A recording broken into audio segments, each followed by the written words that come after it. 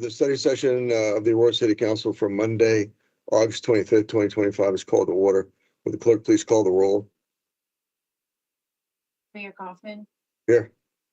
Councilmember Bergen. Here. Councilmember Coombs. Present. Councilmember Gardner. Here. Councilmember Hancock. Here. Councilmember Drinsky. Here. Councilmember Kassab. Here. Councilmember Lawson. Councilmember Medina. Here. Councilmember Murillo. Present. Mayor Pro Tem Sundberg.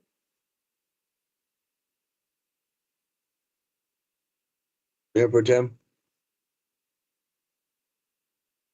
There's no mayor's update. Are there any issue updates? Seeing none, is there any objection to moving the consent calendar forward? Item number 2A through 2C. Seeing none, the consent calendar will move forward.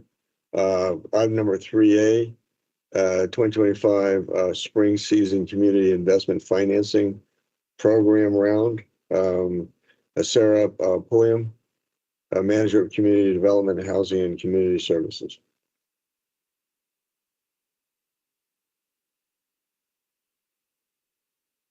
Thank you, Mayor. Thank you, Council. My name is Sarah Pulliam. I'm the Housing and Community Development Manager. I'm here to share with you our 2025 Community Investment Financing Round for the spring round.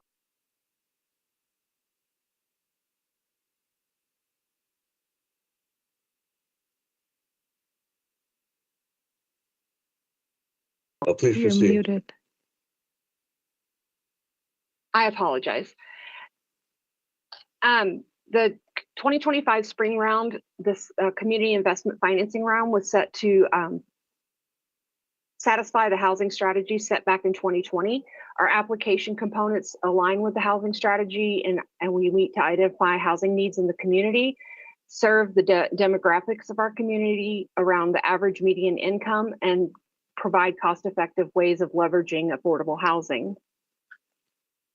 Our NOFO was sent out on March the 7th. Our application period opened on March the 7th and our application closed on April 30th. We had a review panel of planning, finance, community development, and our Citizens Advisory Committee on Housing and Community Development. We had $25,743,930 in private activity bonds, and private activity bonds are a special type of tax-exempt municipal bond that provides low-cost financing for private sector projects that serve a public purpose. State and local governments often act as conduit issuers, which the City of Aurora is a conduit issuer. And these bonds are issued on behalf of to private entities, allowing for them to have interest paid to bondholders from exempt federal income tax. We also had $2,053,715 in home funds and $2,378,086 in CDBG funds, for a total of $30,175,731. The total amount requested was $20,435,000. We awarded $27,778,930. Which included 137 new units to our housing stock. And then we had additional 200 units that are already in our pipeline that requested additional funding. We had 5 applications. Sanctuary on Potomac applied for $700,000 in home funds. The Stables requested $935,000 in home funds.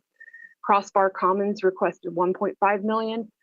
Pontview Heights, that was for Related. They requested $17.3 million in private activity bonds, and Ashbury Park via Related as well requested $4 million in private activity bonds. The Stables is a Grovewood community development project on Exposition Avenue in Ward 3. They're proposing to build 85 units for a targeted income of 80% or below AMI. They requested $935,000 in home, and we recommended $935,000 in home. Sanctuary on Potomac is an Aurora Housing Authority project on 1290 South Potomac in Ward 4, and that's 43 units. targeting 50% AMI or below. They requested 700,000. We recommended 0 in funding. Montview Heights is a related affordable. This project is already a built project. However, that's going to bring 50 new units to our affordable housing pipeline. This is located in Ward 1. They requested 17.3 million in private activity bonds, and we recommended 17.3 million in private activity bonds.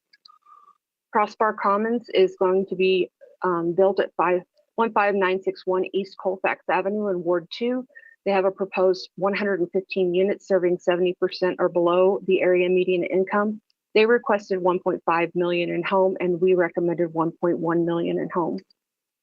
Ashbury Park, again, is an already constructed project. However, it will bring 44 affordable units on in Ward 4, and they target 60% AMI or below. They requested 4 million in private activity bonds, and we recommended 8.4 million in private activity bonds. Do you have any questions for me? And we ask that you move this forward with our recommendations, if that's possible. Yeah, could you, this is Mike Hoffman, could you do the last one Sure. that you went over? This one here, Ashbury Park. Yeah, can you tell me how? So their request was 4 million Yes, sir. and we gave them 8.4 million. Correct. Can you explain that?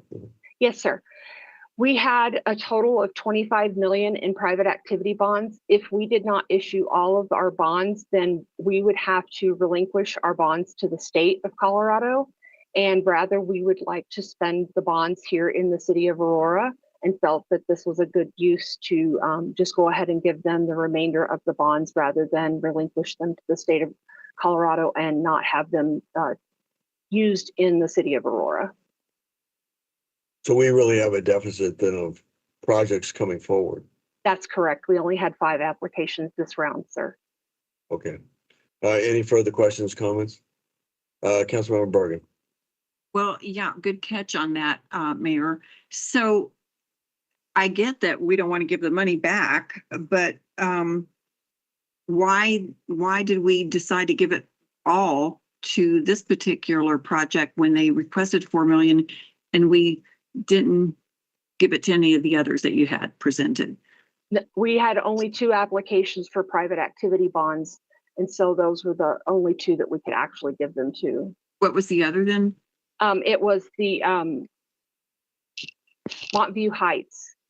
Okay. And they requested, yeah, I'm just trying to get like, what are they doing with the additional monies? They're, mean, what they're, So just go ahead, sir. what they'll do is they will invest it in rehabilitating those projects and then bringing those units onto affordable units, making them at 60% or below AMI. Right, but they were already doing that. I'm just trying to figure out where that, if they didn't ask for that additional monies, what are they spending those additional monies on? So we're clear. The private activity bonds are a tax treatment under the IRS code. The private activity bonds essentially allow a private developer to issue tax exempt bonds. So essentially to get a lower interest rate. The IRS caps the amount of private activity bonds. There's an allocation out. The city gets an allocation. It's actually not funding. It is different than the home and CDBG dollars. It's a tax treatment. The project then goes out and issues bonds for that. So when we're giving them a larger cap, typically they know that there's a limited cap. So they may have been asking for a cap allocation from us, a cap allocation from the counties, a cap allocation from the state. So what Sarah's saying is correct. We like to keep our cap allocation within the city limits, but it is, the private activity bonds are very different as a funding source than the CDBG and home. Those are truly grant dollars. There's money behind that. A private activity bond is really a tax treatment that allows them to get a lower cost of issuance for the project debt. No, I get it now. It's, I mean, just like our metro districts when they go out to the bond market. Correct, and because they're a government, they're able to access tax exempt bonds for set purposes.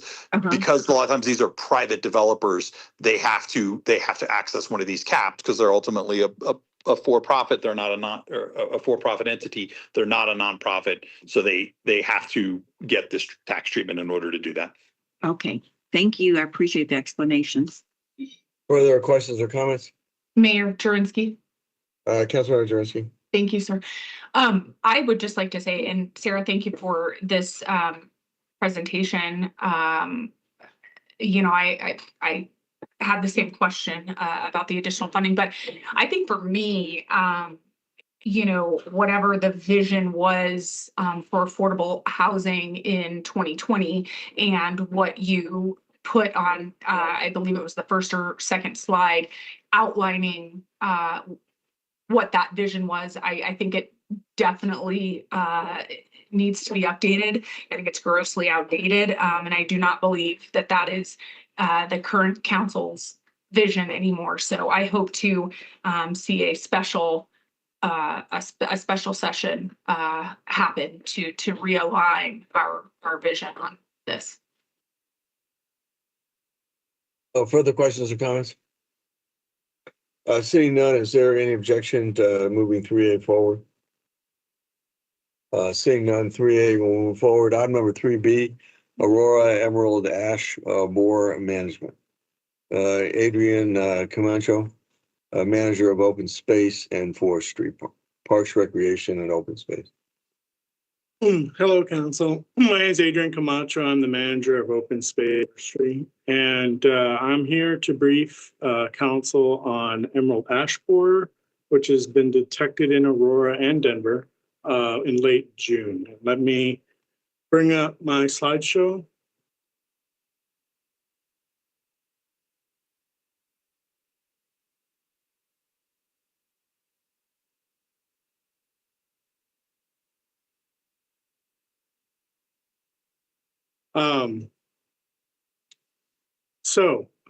Yes, emerald ash borer.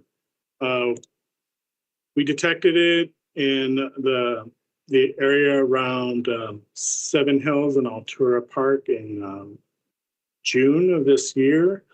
But you shouldn't think of this in terms of a particular location. Our crews have been in this area and have seen a number of trees in this area, Quincy Reservoir and up north near Tower Road. So this is an S that is here, and it's emerged in this whole region.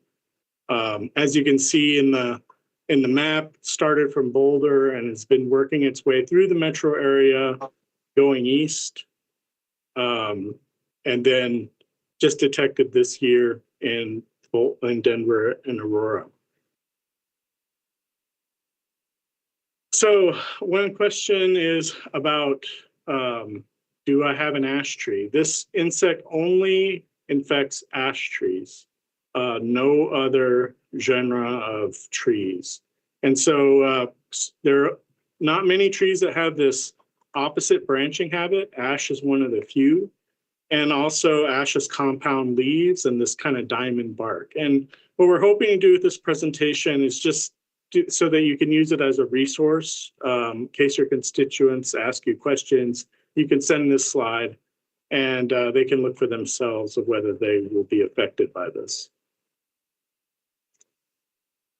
So here's what we expect. Once an ash tree is infected, we expect it to die within 3 to 5 years. The early infections are really difficult to detect because they occur high in the canopy on the southwest side of the tree. And it takes a number of years before that infection is apparent. It infects small trees, big trees, and like I said, all species of ash trees. There is no quarantine since December 2019. So we do not have to worry about disposing of material in any particular way. And we have been working on this issue since 2015, the forestry department. We reduced our ash trees from 7,000 to 4,500 by consistently removing and replacing ash trees over that whole time. And so we are continuing that strategy because that is that is what is needed over the long term. We are going to treat a few ash trees, either because of they're just large specimens and important to our city. Unfortunately, our oldest tree that we have in inventory is an ash tree that's at Park Lane Park. That one is being treated. It has been treated, and a number of important trees throughout the city will be treated, but very few. Out of our 4,500, we think less than 50. So also to give you a sense of when you're talking to your constituents, how do you know that they might have an EAB infection?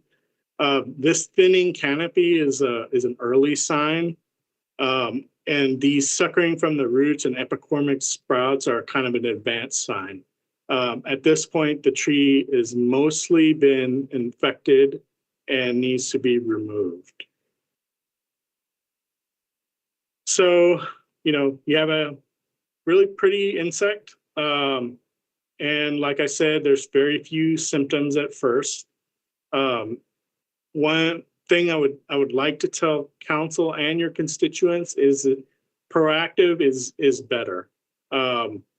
If you have an ash tree in your yard, really think about replacing it. And if you really don't want to replace it, please treat it. All trees will succumb to this insect over time. It has nearly 100% mortality. But the more you delay, the fewer your options become. And because the trees, once they get infected, they die and they become very brittle. And the cost of removal increases as the trees get less safe. So here's just a little schematic given by the Colorado State Forest Service. Do I want to treat my ash tree or not? Yes, please treat it, right? No, it's easier to remove an ash tree before it gets brittle and cheaper, so you can replace it. The city is replacing its public ash trees because we have funding for tree planting. And that is kind of, it's a pretty one or the other decision. So just to give you some context, here is what we have in inventory, this 4,700 ash trees. That's on public streets, in front of single family homes, mostly, in parks and other public buildings. We did a study about 4 years ago, estimating the number of ash trees in our community. And the estimate came out to be 110,000, both on private homeowner yards and also commercial properties. The Denver public inventory has 2,700,000 ash trees and 33,000 in the whole metro within Denver city limits. And we think within the Denver metro area, there's 1.4 million. So in comparison, we're in really good shape. I'm very proud that we took the proactive approach we did to bring us to the point now where things are, I think, manageable. So if you want to know our strategy, it is basically just 3 things. One is educate. So I'm talking to you now so that you know it's here and it's time to think about replacing trees if you have them, if you have ash trees. Also educating people on what options there are and how the insect gets treated. It's a once every 2-year treatment, the most effective one. And many arborists in our community can perform this service. And as I said, we ourselves are replacing our ash trees, and we encourage residents to do the same. And as a last resort for us, we are treating, but only a very small number.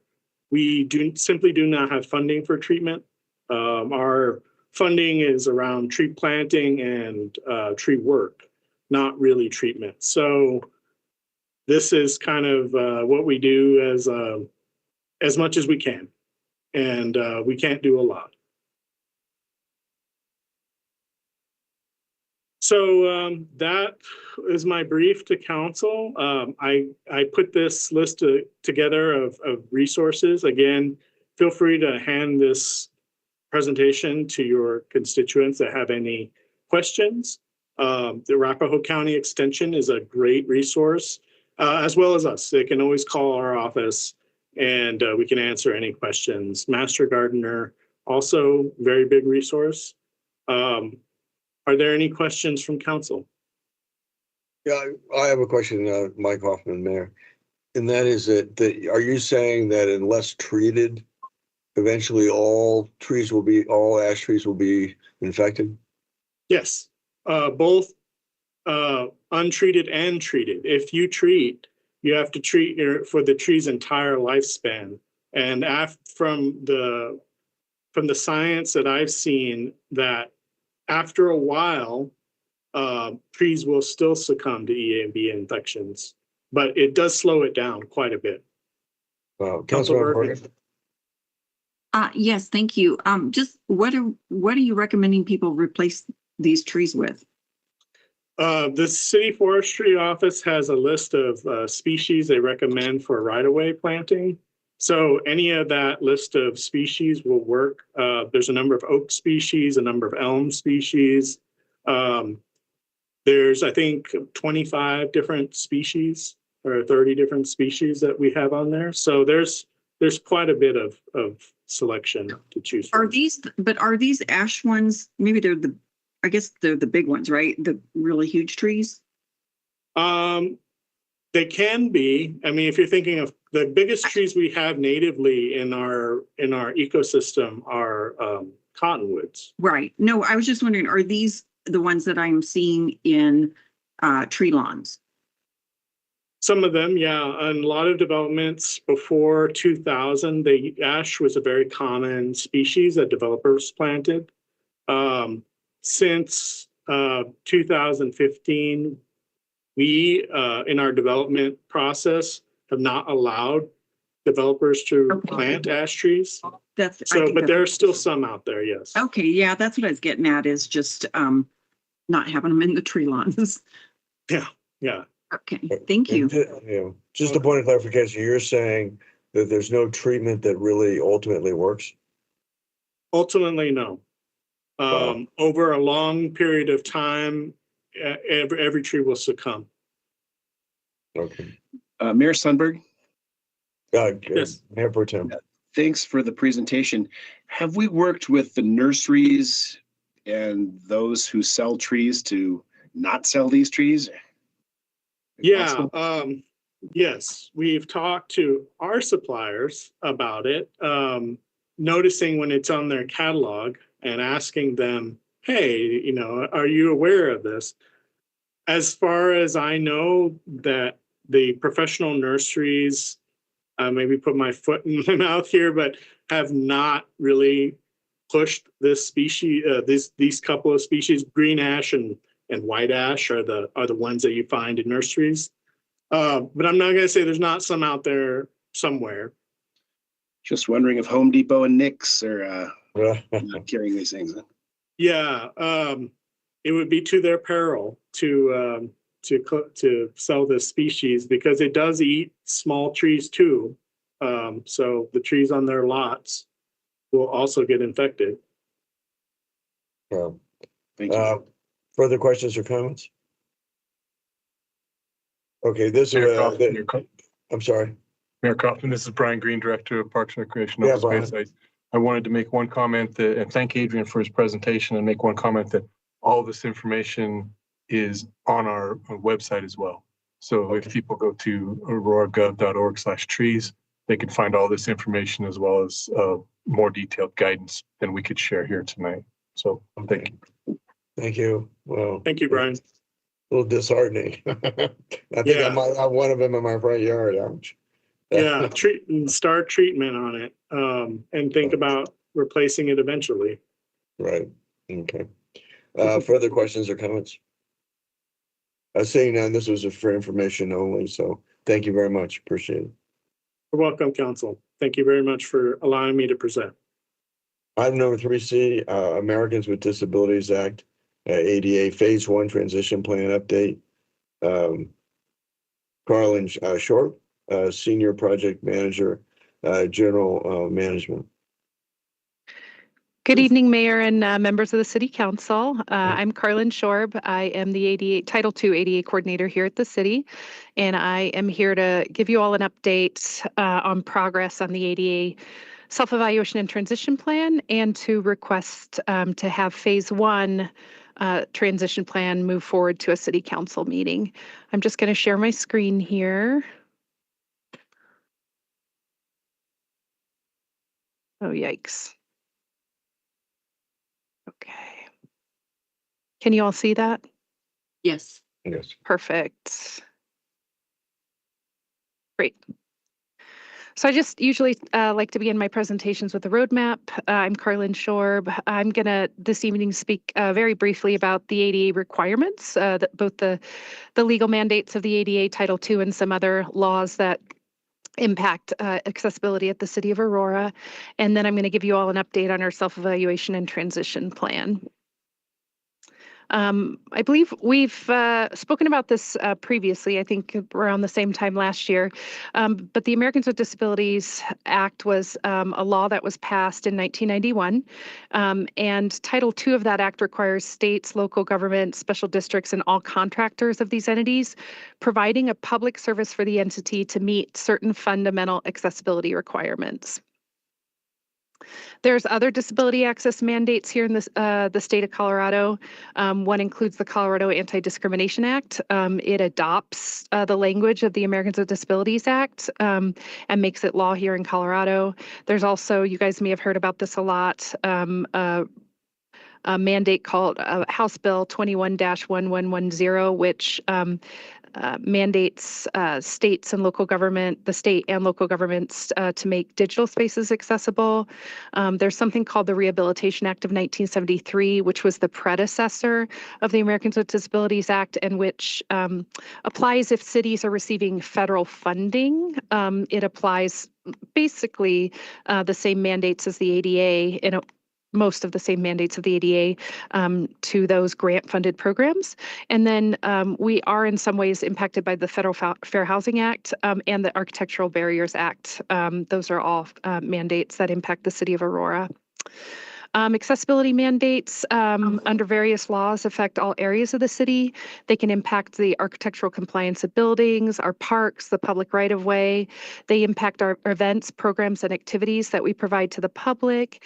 They can impact our online billing and payment systems. They impact documents, multimedia, agendas, for example, the agenda tonight for the City Council meeting. And they also impact the availability of auxiliary aids that cities have to provide to the public. For example, American Sign Language or auditory devices for folks. So under the ADA, there's 6 basic requirements. Sorry to interrupt. Oh, sure. Are you wanting to advance these slides? Yes, I am. I'm advancing them on my end. My apologies. They're not advancing. Oh, yikes. At Okay, at least for me. Sorry to interrupt. Okay, nope. You're not in show mode. Okay, let me get out of here. I'm very sorry. I thought I was moving it right along. Okay, stop sharing. My apologies. Okay.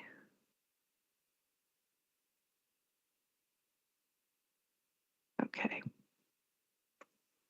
Can you all see that slide that says 6 basic requirements? Yes. Okay. I'm going to just go ahead and leave it. I'm not going to do the slideshow version. I'm just going to leave it here so that I can click through and you all can see it. Can you see when I'm advancing now? Yeah. Okay, perfect. I'll leave it that way. I had it on slideshow and for some reason it didn't read. So there are 6 basic Title II requirements under the Americans with Disabilities Act. The first requirement is to appoint an ADA coordinator.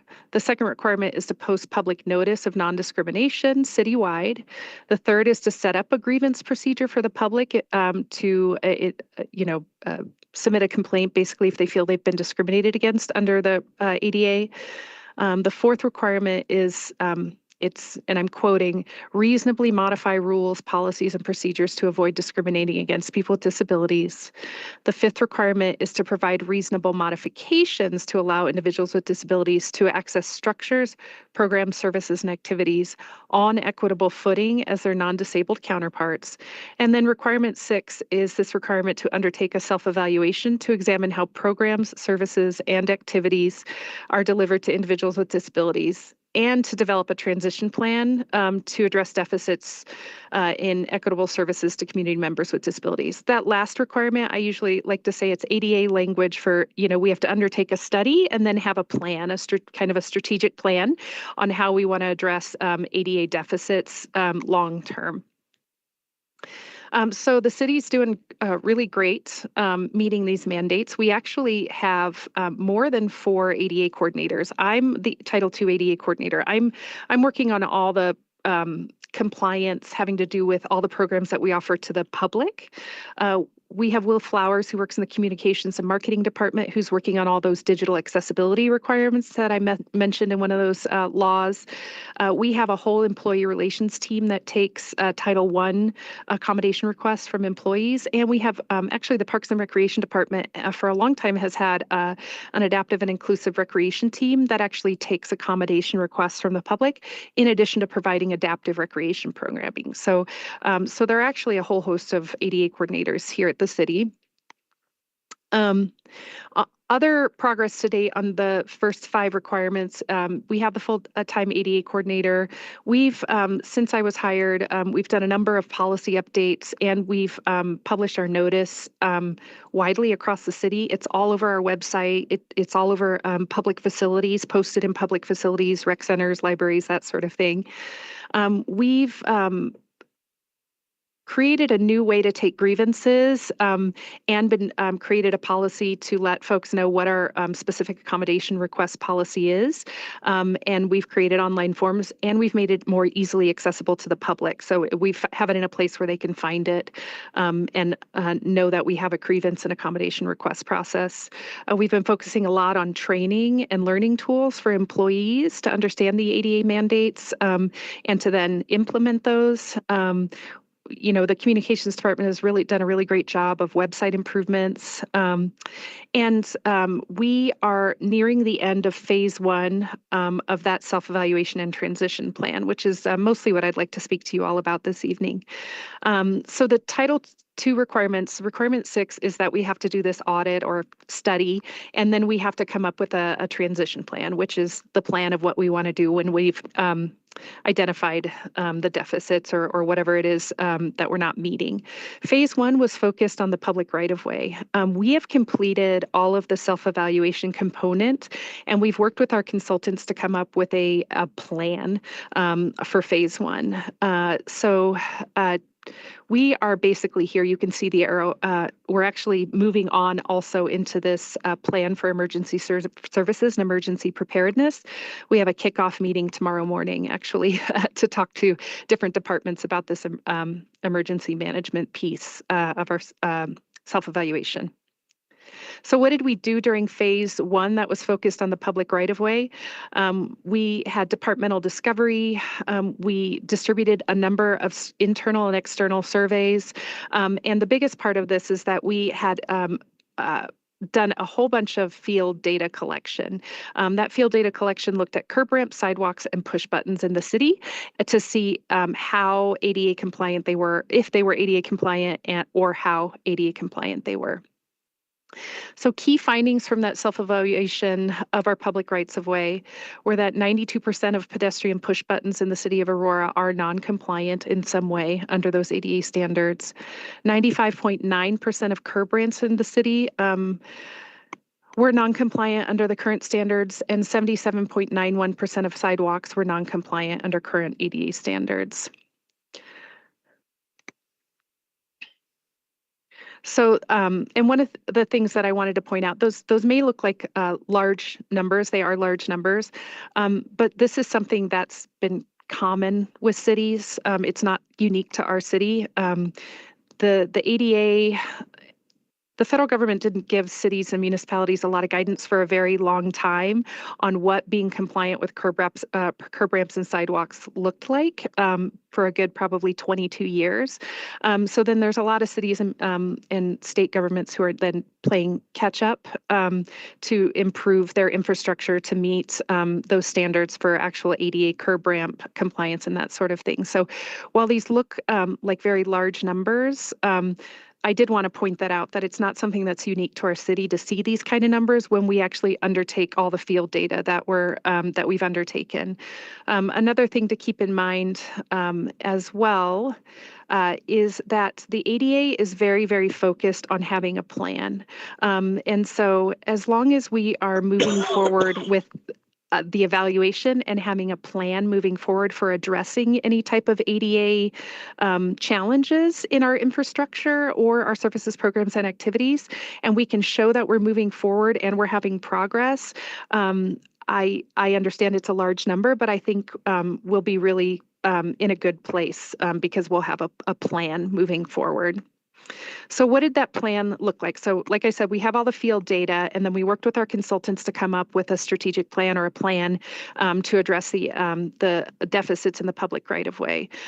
We came up with 11 main plans to address the public right of way ADA deficits. And the first one was to undertake a comprehensive review of city policies related to the right of way and determine whether to fully or partially adopt the Department of Justice's PROAG standards. So when it comes to the public right of way, there is a minimum standard. It's called the ADA 2010 guidelines. And then there's something that's actually very clear guidance that's considered best practices, and that's called the PROAG, Public Right of Way Accessibility Guidelines.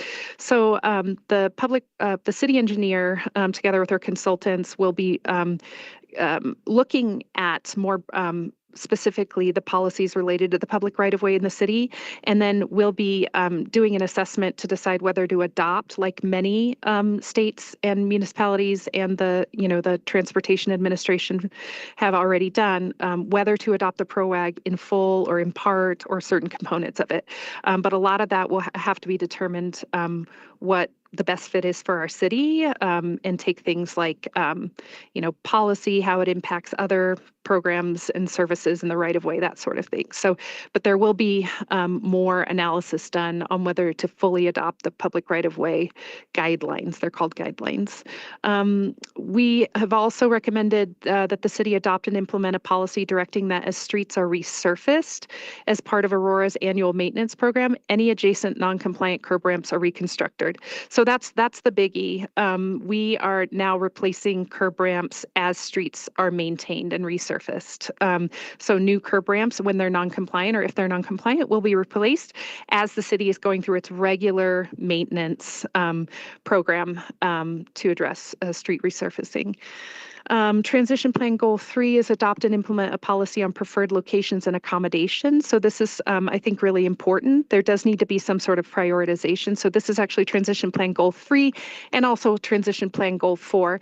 The Public Works Department will be working on a system to prioritize where, if we do the replacements, just ADA replacements, not as part of the maintenance program, but if and when we do replacements on top of the annual maintenance program, where the best places are to make those improvements, because obviously you can't do everything at once. So we want to have very clear criteria on what's going to be a priority to replace for any type of with the capital improvements and things like that. So there will be a prioritization criteria created, and that was strongly recommended by the consultants. And the rest is more technical. We are going to integrate ADA compliance data into our existing geospatial database. So they're called layers. And so an ADA layer will be added onto what the Public Works and other like Parks Department use. And it'll be added on where they'll be very clearly able to see where improvements have been made, where they need to be done, that sort of thing. So that's all, having to do with the technology and the geospatial mapping. So a lot of this so the transition plan goal 6 was to integrate ADA compliance into the city's asset management framework. You all know we're going through a Build Up Aurora process. This transition plan focuses really on just integrating the ADA improvements into that capital planning campaign.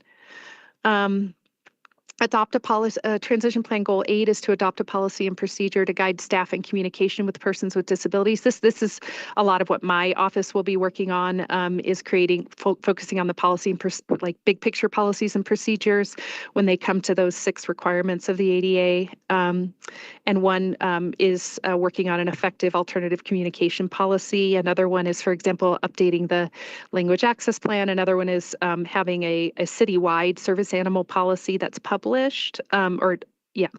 created and published. So those are kind of, again, focused on policy.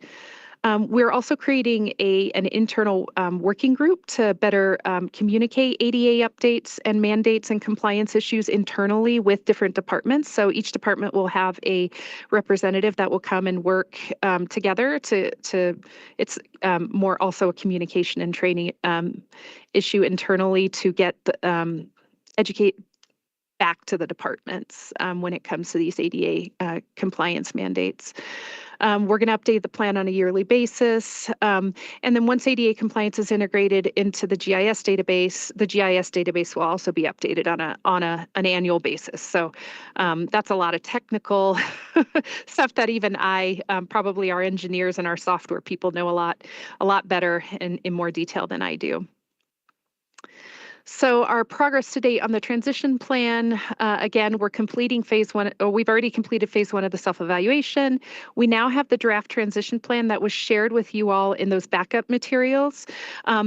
This transition plan must be approved by council and published for comment before it can be finalized. So that is my request for you all this evening, is that we be able to move it forward to council and have it published, just so that we are able to have that public comment, and then we can move forward with finalizing just that phase 1 of the transition plan. We've also hired our consultants for phases 2 through 4 of the self-evaluation and transition plan, and so we're just moving right ahead into phase 2 through 4 of the self-evaluation and transition planning process. Our next steps, again, I already talked about getting that draft transition plan up for public comment. We're going to be conducting phases 2 through 4 of the audits, and also develop comprehensive transition plans for those phases. Again, that's focused phase 2 on emergency services and operations. Phase 3 will be focused on buildings, facilities, and other structures. And then phase 4 will be focused on parks, recreation, and open space. Then we have to publish each of those and put them in front of comment before they can be finalized. We're also going to continue to review internal policies and practices, as I mentioned. And a big part of my office's focus is on staff training and resource development. We've done a large number of things internally that focus on educating and training staff on these accessibility mandates. So we've created an internal SharePoint site that has all sorts of learning materials. We do quarterly trainings now. We have integrated an ADA training into the new employee onboarding process. So there are a number of things that we're doing internally that focus mostly on education and training, because that's an important part of this. So thank you so much. That actually completes my presentation. So I would love to open this up to questions. Yeah. Questions? Yes. Councilmember Bergen. Yeah, thank you for the presentation. A lot of work that has to be done. My question is, did this stemmed from the House Bill 21-1110, right? So that No, that is digital accessibility. So That's for there's, digital. that's for digital accessibility. And the city has a plan already published for digital accessibility. And that sort of came together and needed to be finalized. There was a deadline in July related to that. So this is separate. This is strictly like meeting compliance in the area of that 1991 Americans with Disabilities Act. It's really looking at all of our buildings, No, I our get that. facilities. Sorry. Yeah. Sorry. I'm just trying to figure out why, was this a mandate to us to do this, or we chose, like, we're not in compliance? Like, are we saying we're not in compliance, or is this a federal ADA mandate? So in 1991, when the law was passed, so this is, ADA, takes a little bit of history. Yep. The city did undertake an initial self-evaluation.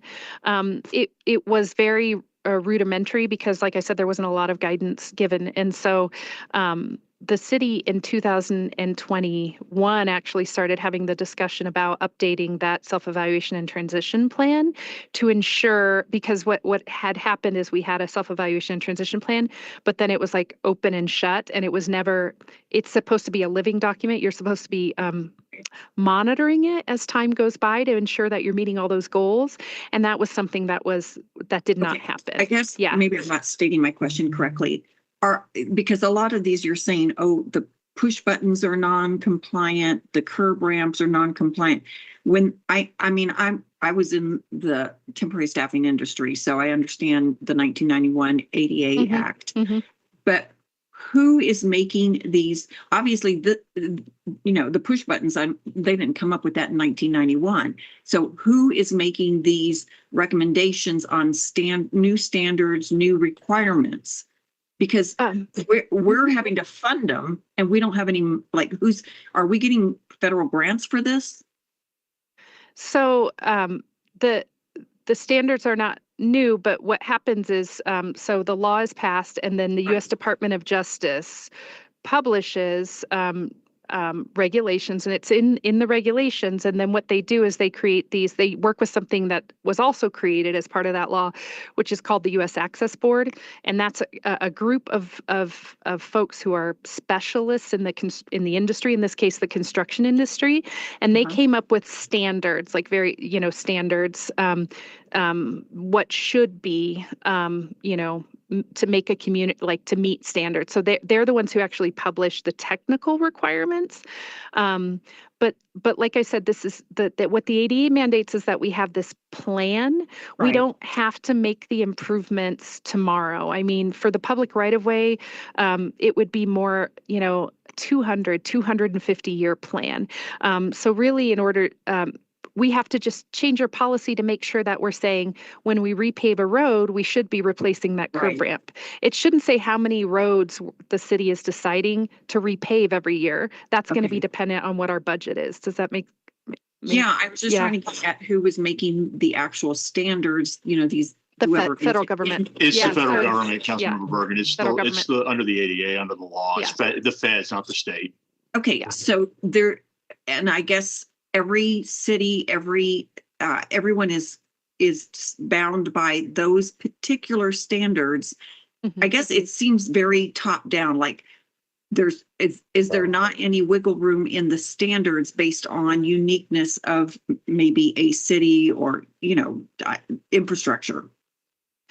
Okay. Well, yeah, I don't know if, so I can, and maybe I can have our technical folks talk about this a little more.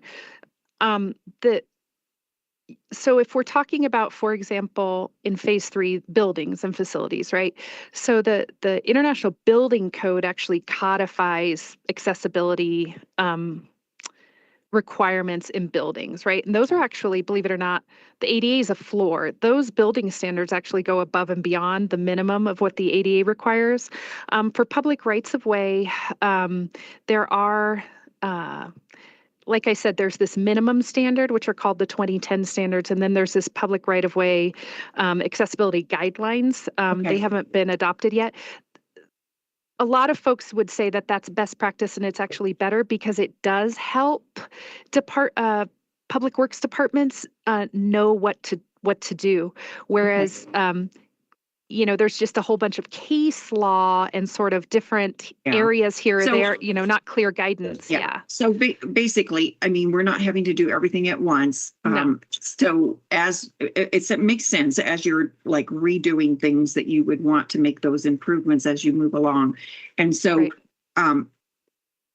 I mean, obviously we're facing a critical capital project need in the $1 billion or something. So Mhm.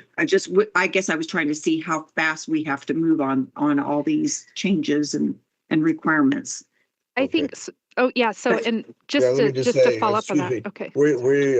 We need to, I've gotten a message. We need to be done by Oh, 5:15. so sorry. Oh, Okay. my Transition apologies. to the public I'm good. comment listening Yep, session. yep. And we've got Thank two you. other items on the agenda. So, Councilmember Coombs and then, I'm sorry, Councilmember Lawson and then Councilmember Coombs.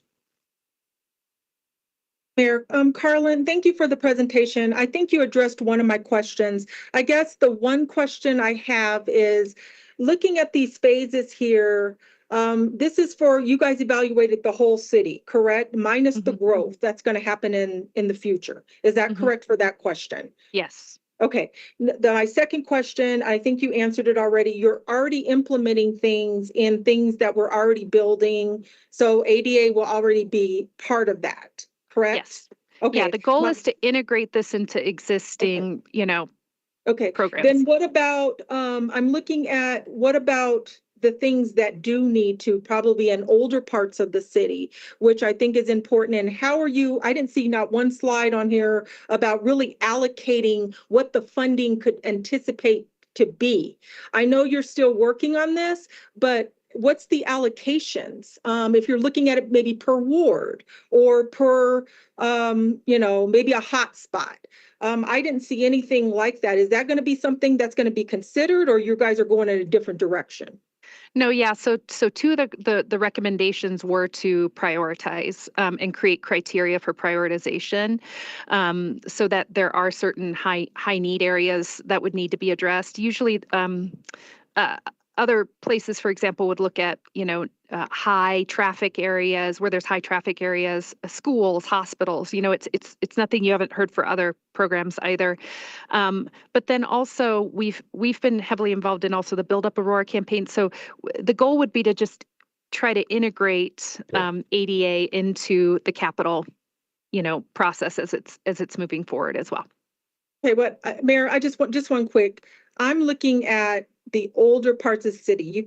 I know Build Up Aurora is something being worked on, but I'm talking about older parts of the city. I'm not just talking about Ward 1, I'm talking about Ward 2, Ward 3. There's even some parts that in the Ward 6, that are older than some of the newer ones. So I'm looking at how you guys are implementing those, because those are issues that really, really do need to be addressed, especially by TOD sites and things like that, and in heavily driven areas within the city. So, yeah, I would say they're not there yet. That was one of the recommendations, is that, yes, the departments work on creating criteria. Yep. Councilmember Coombs. Just really quickly, I'm assuming that the ongoing phases also include looking at standards of maintenance, including things like snow and ice removal in relation to accessibility. Yes, that's something that that's not in the large big picture plan, but it's something that my department is looking at based on public feedback that we're receiving and have received, and which areas to prioritize and address based on the public feedback that we're getting about that. Okay. Thank you. Thank you. So, what's the action item here? Is it to move item number 3C forward? Yes, please. Very well. Is there any objection to moving item number 3C forward? Seeing none, item number 3C will move forward. Item number 3D, interpreter fee amendment, City Code 50-36. Candace Atkinson, Director, Court Administration. Good evening, Council. We are coming back. We brought this forward a few meetings back, and we were asked to do a little bit additional research on it.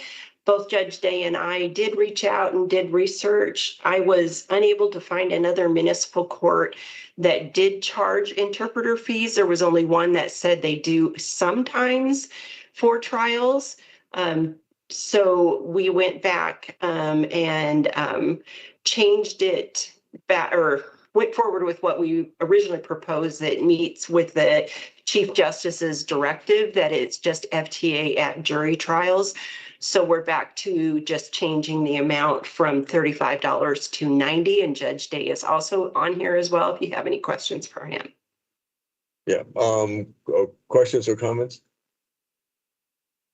Judge Day, do you have anything for us?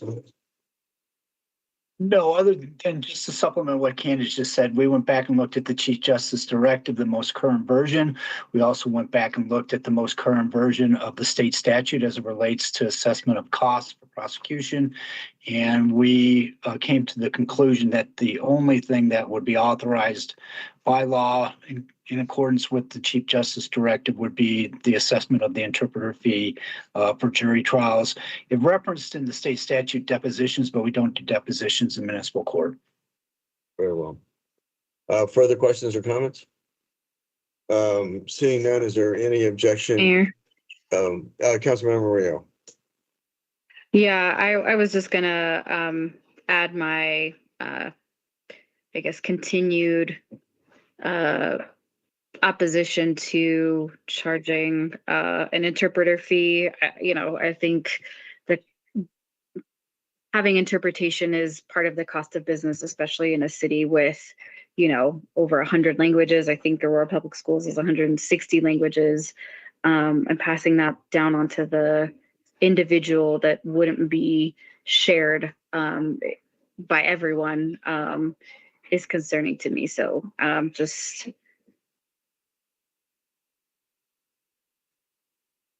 concerned that this is going to just be an impact to our immigrant communities, folks who speak another language. Yeah, that's all. Further questions or comments?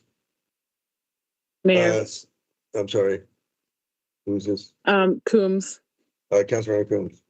Yeah, so I think for me, it's just whether the intent is simply cost recovery, ultimately the impact becomes discriminatory. And so for that reason, I will not be supporting. Further questions or comments? Is there any objection to moving 3C forward? I think Councilmember Coombs is and Councilmember Medina. Yes. Okay. Seeing the majority are in support, item number 3C will move forward. Item number 3D will move forward. I'm sorry, I stand corrected. Item number 5A, acknowledgement of the completion and support for the older adults needs assessment. Councilmember Lawson. Yeah, thank you, Mayor. I'm just going to give like a little comment on this. I want to first thank my colleagues for back when we had the ARPA dollars, we gave $170,000 to basically do the study with the Epley Institute. And at that time, we didn't know what it was going to be.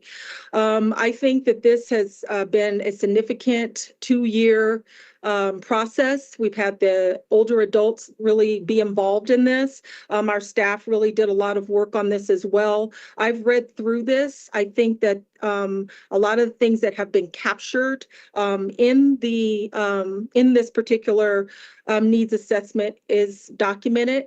I hope that this is just something that wasn't just done out of just saying, okay, we're going to put it up on a shelf. I hope it is utilized if council approves this resolution to really be used in our planning, our housing, our transportation, looking at, the things that our older adults needs, because everyone is going to age. And I think our city needs to ensure that we're making and planning accordingly. So that's all I have to say on this. This was a lot of work. I thank staff as well. I'll let Nicole go ahead and say a few words as well, but I just wanted to comment on that and hope that the council will approve this resolution to move forward. Please proceed, staff. Thank you. My name is Nicole Ankeny, and I'm the Manager of Planning, Design, and Construction for the Parks, Recreation, and Open Space Department. We were the lead on this project because we facilitate the work with the Aurora Commission for Older Adults. As you will see through this brief presentation, the impacts to older adults really hit every area and aspect of the city, not just pros. So the purpose and focus of this study was to carry out a community-driven, comprehensive assessment supported by data collection and analysis of the needs of older adults, in this scenario, age 60 and older within Aurora. The assessment addresses the 3 domains of livability, as you can see here: aging in place, which includes the cost of living and housing, transportation, community resources. It also incorporates healthy living, which includes mental health and isolation, physical health, caregiver support, and medical care. And then the 3rd domain of livability is community connection. So those include the areas of social participation, communication and information sharing, as well as safety. And I did want to note that the Aurora Commission for Older Adults provided significant feedback throughout the entire project. They actually helped my team in putting together the scope of work before we put out the request for proposals. So the first phase incorporated what was termed the environmental scan. Essentially what this was a review of demographics on housing, health, and services as well, and was again organized by those 3 domains of livability. I'm not going to go through and read every bullet point here, but I did want to share a couple of key findings. With the economic characteristics, one of the things that was interesting was that we do have 35% of older adults that are in the labor force. I also wanted to mention that with the demographics and environmental scan overall, a lot of our analysis looked at comparables to the city and county of Denver, as well as statewide. So you will see a number of references in here that will reference whether we were higher and lower or what the impact was to Denver and state averages. With housing characteristics, it's important to note that 63% of our renters, as well as 30% of our homeowners, are considered cost burdened. That means they are paying over 30% of their income on housing. Within transportation access, we do have 62% that live within a 10-minute walk of a bus stop. That doesn't mean everybody has the ability to get to those bus stops, which we will see later on in the recommendations. With regards to community resources and services, of course, those are primarily located in the western and southern portions of Aurora, just because it follows our development patterns. And we find the same with health and living facilities as well. Phase 2 consisted of a significant amount of community engagement. You see here there were 18 key informant interviews, 9 focus groups. We actually had a tremendous response on the community survey. We had over 550 responses, which is really fantastic. We did 4 information sharing sessions, and we also did some targeted outreach. The Aurora Commission for Older Adults really assisted us with some of the recommendations on key groups and also assisted significantly with promoting our survey. Here's a couple of the findings from that phase 2 effort. There are many challenges of aging in place, as you can imagine. Housing affordability, downsizing is actually quite difficult. Maintenance and mobility. I just wanted to note that challenges are not always physical, are not only physical. There are also, of course, a number of transportation gaps in our system. Some of those are related to the regional transportation district service gaps. Some of the things that we also heard was concern about safety, as well as long wait lists for services. And there's also eligibility restrictions on some of the paratransit services. With regards to the findings on mental, physical, and caregiver health, you can see the numbers here. We're sitting around 30% overall on those that are feeling depression type symptoms, feeling that they don't belong, or feeling isolated. When it comes to physical health, there are over 30% that reported falling recently, also 26 that are physically burdened by the act of caregiving. We also received a lot of feedback that there's high demand but limited resources for caregiver support. A lot of those resources were diminished during COVID and post-COVID. When it comes to medical care, there is a desire for better access, affordability, and as well as assistance with navigating the various systems. With community connections and safety concerns, you can see that some lack digital literacy. Also, they report that they don't always know where and how to find services. So again, you can see a lot of the numbers here ranging from 39 to 66%. Some are not feeling valued or are lacking access to skill building for work and volunteering opportunities. And, 2/3 of our population that were participated in the feedback really do feel at risk of fraud. Many of the requests that we saw were for a combination of translation, recreation programs, or expansion of recreation programs that are existing today, additional protected walkways, as well as more police presence. As you can imagine, with some of these types of assessments, a lot of the research that you do illustrates some of the challenges that you're facing. So we did want to point out many of the key community assets that we do have. In the feedback, the Aurora Center for Active Adults was really highly valued as a well-utilized resource. We also received a lot of feedback that classes such as Silver Sneakers were quite popular, and there were requests for additional services there. Parks, trails, and recreation centers were very popular amongst the older adult population as well, and we received a lot of praise for our city diversity. So I just want to express within this final assessment, the final recommendations, there were 108 recommendations total. They were organized across those 3 core domains again: aging in place, healthy living, and community connections. We evaluated these on different tiers. The attempt there with the tiers 1 through 3 was to assign a level of time, effort, and resources. Something important we wanted to mention is that these recommendations are not all or nothing. Many of these could be phased in with time, and although the higher recommendations may require more time and effort, they may also produce more significant outcomes. This is just an illustration showing by each section. We had overarching recommendations. There's a total of 3, and we'll share those on the next slide. And you can see aging in place, food access, and it kind of goes down the line. So you can get a sense of the total number of recommendations per tier. And you can see here, this is across many different departments throughout the city. And overall, this is really about community needs. So some of these recommendations may be fantastic recommendations, but may or may not be suited to be led by the city of Aurora. They may be suited for another organization. So the overarching recommendations and next steps. There were 3 overarching recommendations. You can see here in this tier 1, explore adopting age-friendly practices and joining age-friendly networks that will align with the city's short and long-term strategic planning, providing access to tools and resources. The second one in tier 2, which is then a little bit additional effort, using survey data, consider participating in the Colorado's multi-sector plan on aging, which is the MPA, to ensure the voices of older Aurora residents are represented.